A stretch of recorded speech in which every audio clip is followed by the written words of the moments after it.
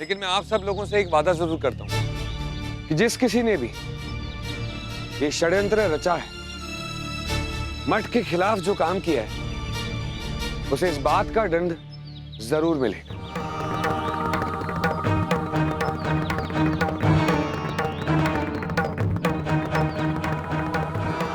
मैंने तो पहले ही कहा था ना, ये राधिका का भूत बलराम को बचा ही लेगा। बैठा दीजिए, सभा स्थगित कर दीजिए। बाकी जो बातें हैं वो हम कार्यालय में चल के करेंगे। आज की न्याय सभा यहीं समाप्त की जाती है।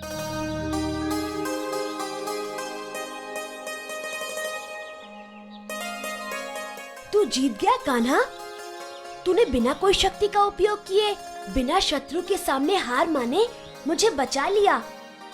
मानव बंधन में एक ईश्वरीय शक्ति होती है दाऊ। मनुष्य अपनों के लिए किसी भी हद तक लड़ सकता है। आज ही मैंने बात जानी है।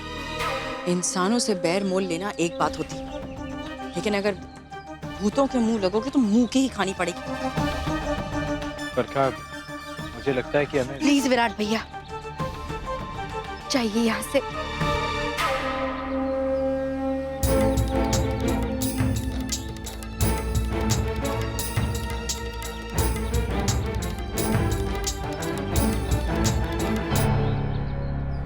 तूने मेरा विश्वास टूटने से बचा लिया और मुझको हमेशा से भरोसा रहा कि बलराम बेकसूर है। जिस तरह से तुमने पासा पलटा, मजा आ गया। न्याय सभा में सच सबके सामने आ गया। कोई कितना भी बुरा चाहे, लेकिन अंत में जीत सच्चाई और अच्छाई की होती है। और आप सबकी प्रार्थनाएं थी ना हमारे साथ, खासकर बरखा की। चलिए चलते हैं, अब घर निकलते हैं।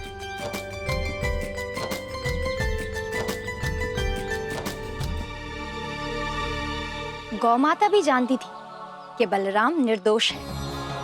गौ माता के शरीर में 33 कोटि देवता निवास करते हैं। कहा जाता है इनमें से अगर कोई भी देवता तथास्तु कह दे तो बात सच हो जाती है। तुम तो बार बार कह रही थी कि बलराम निर्दोष साबित होना चाहिए। शायद उसी समय किसी एक देवता ने तथास्तु कह दिया हो और देखो ना, बात सच हो गई।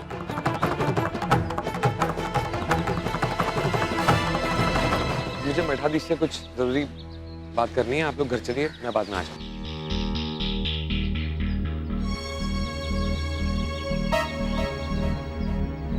अब तो बधाई दे दो बरखा। ज्यादा खुश होने की जरूरत नहीं है। तुम्हारी सच्चाई बाहर आ जाती पर... कैसी सच्चाई?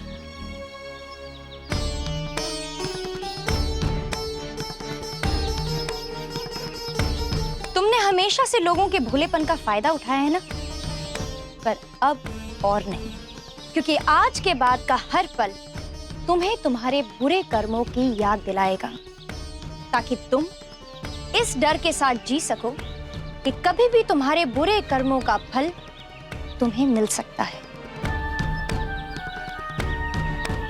चलिए।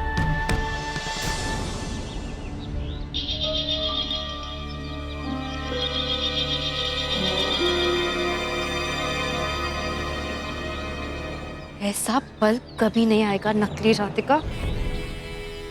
इससे पहले मैं तुझे रास्ते से हटा दूंगी।